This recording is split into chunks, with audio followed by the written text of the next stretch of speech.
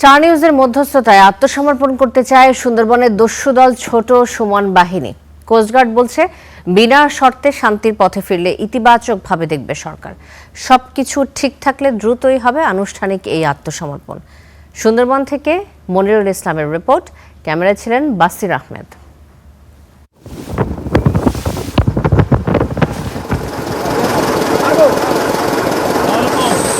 সুন্দরবন, যার গহীনে বন্য পশুর চেয়েও ভয়ঙ্কর জল ও বনদস্যুরা, এদেরই একটি দুর্ধর্ষ দল ছোট সুমন বাহিনী। 2017 সালে একবার আত্মসমর্পণ করেছিল সুমন বাহিনী, তবে 2024 সালের মাঝামাঝিতে আবারও যুক্ত হয় অপরাধে। শুরু করে ডাকাতি ও অপহরণ। পশুর নদীর পূর্ব দিকের বেশ কয়েকটি এলাকায় দাপট রয়েছে এদের। বাহিনীতে বর্তমানে আছেন ডজন খানিক সদস্য। কোনোদিন ঘুম হয়, কোনোদিন হয় না।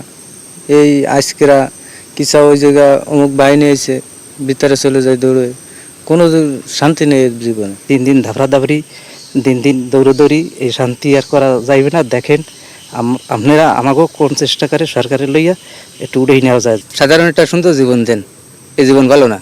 স্টার নিউজ থেকে আমাদের যাতে একটু মেসেজটা পাঠাতেন তাহলে একটু ভালো হতো। 2018 সালে সুন্দরবনকে দস্যুমুক্ত ঘোষণা করা হয়, কিন্তু নানা কারণে 2 বছর ধরে দস্যুদের কবলে গোটা অঞ্চল, যেখানে সক্রিয় অন্তত 8টি বাহিনীর শখানেক সদস্য। তবে এই বাহিনীগুলোর মধ্যে প্রথম কেউ শান্তির পথে ফেরত আসতে চাইল। সুপথে ফিরতে স্টার নিউজের মাধ্যমে আবেদন জানালেন সুমন বাহিনীর প্রধান। সুন্দরবনে 5-7টা বাহিনী, তাহলে কারা কারা টাকা দেবে বলেন, আর কার কাছ দিয়ে কি নেবেন? এর জন্য মনে করেন এখন কারো কাছ দিয়ে মানে জুলুমও করতে পারতেছি না, আর উপরেও যাইতে পারতেছি না, এইখানেও আছে বিপদে।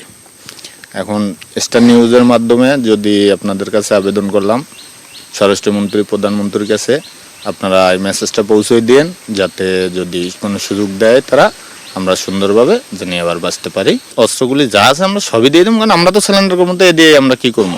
ঠিক আছে সুমন ভাই, আমরা দেখি তাইলে সরকারের কাছে আপনাদের আবেদন পৌঁছায় দিব। আর আপনাদের মতো যাতে এই যে আরো বললেন যে 7-8টা বাহিনী যা আছে, তারাও যদি আপনাদের থেকে অনুপ্রেরণা পায়, তারাও যদি স্টার নিউজের মাধ্যমে আসতে চায়, আমরা সেটা পৌঁছায় দিব।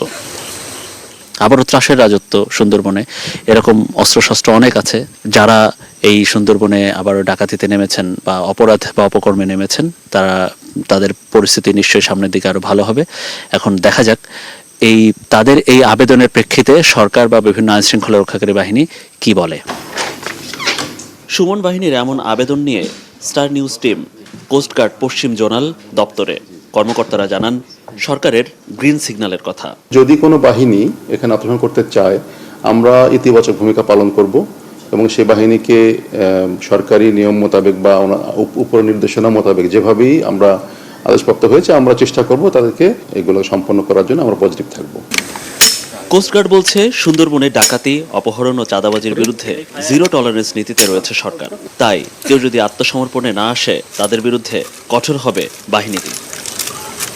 মনিরুল ইসলাম, স্টার নিউজ, মংলা, বাগেরহাট।